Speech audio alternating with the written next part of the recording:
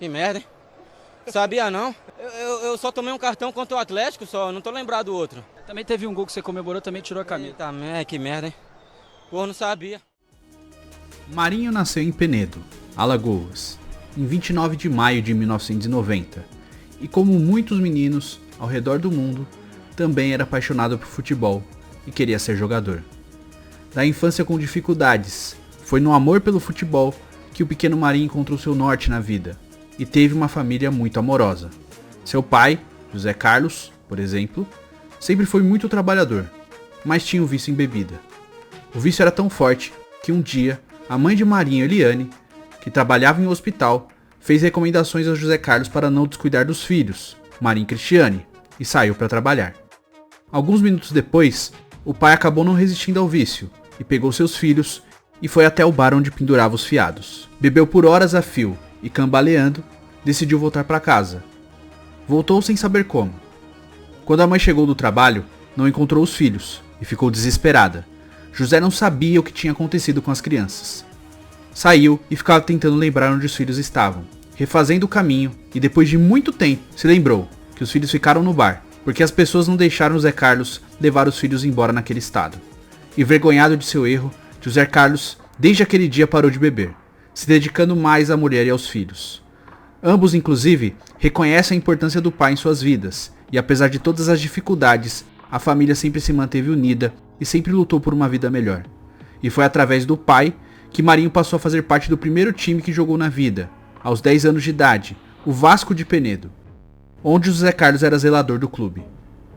Foi ali que o talento do pequeno Marinho começou a chamar a atenção.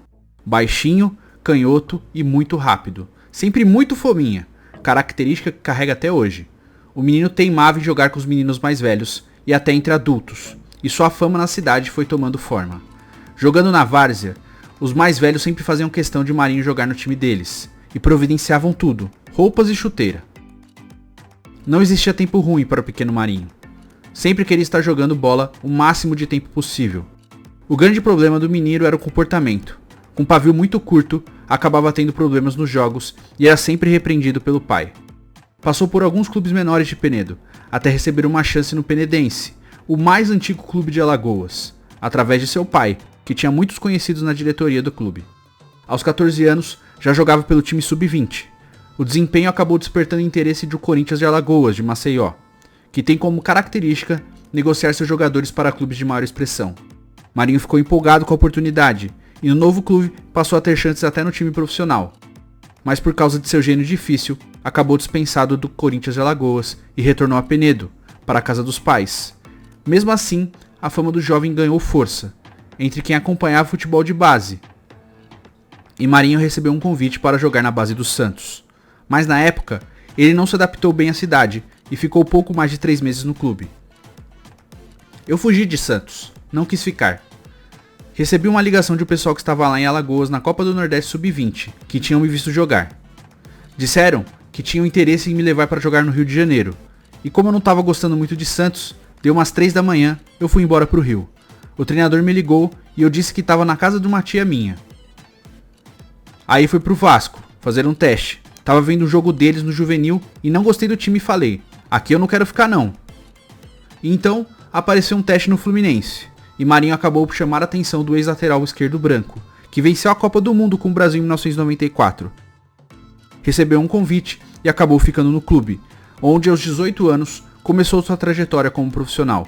Pelo Flu, no entanto, fez apenas 9 partidas, mas em 2009 acabou contratado pelo Internacional como uma aposta para o futuro, fechando um contrato de 5 anos.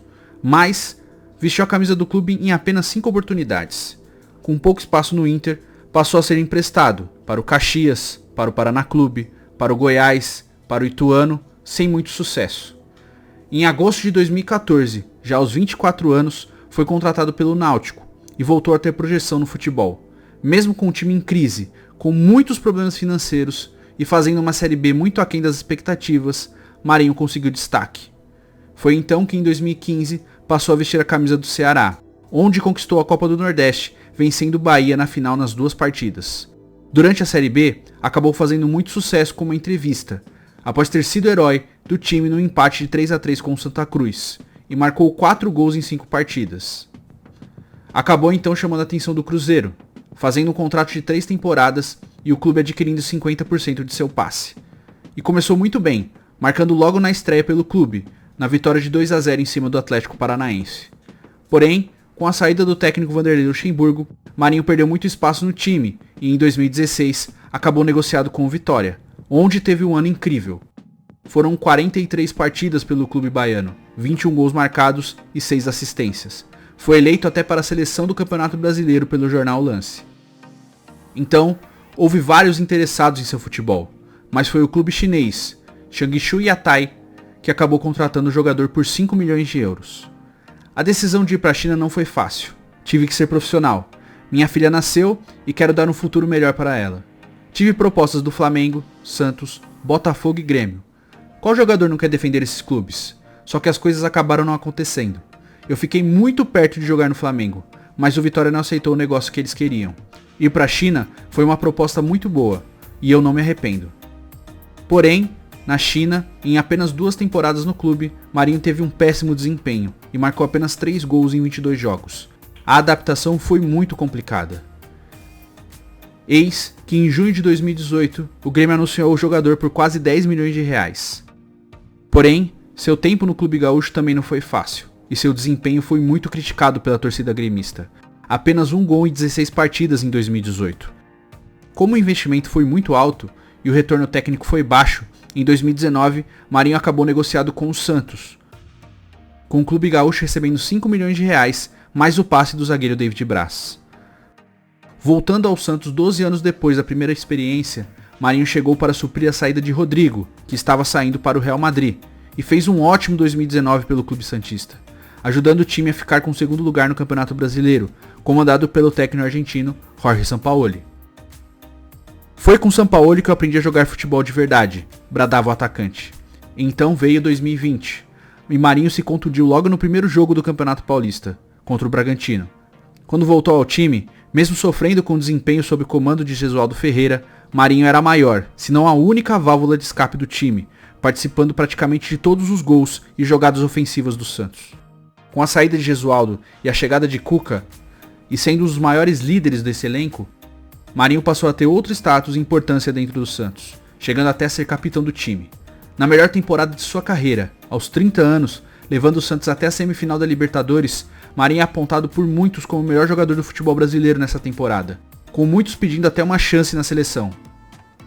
Até o momento, foram 35 partidas, 22 gols e 7 assistências, e ele é a principal esperança dos santistas para o 4º título de Libertadores de sua história. Depois de um ano de completo caos fora de campo, Marinho foi a bonança de uma torcida que sofreu muito pela crise financeira e política do clube. Marinho é um jogador muito talentoso, mas acima disso é uma pessoa diferenciada, um atleta dedicado que não suporta perder, mas um cara extrovertido e que sabe a importância que tem e a voz que precisa colocar em prática para causas de muita importância. Talvez Marinho não vença o título da Libertadores em campo, talvez vença. Essa é a beleza do futebol, mas por toda a sua trajetória, por tantos percalços ao longo da vida, desde a infância, e as dificuldades como jogador de futebol, não podemos chamar Marinho de outra coisa a não ser campeão. Comemoro mesmo. Tô cansado, velho. Valeu.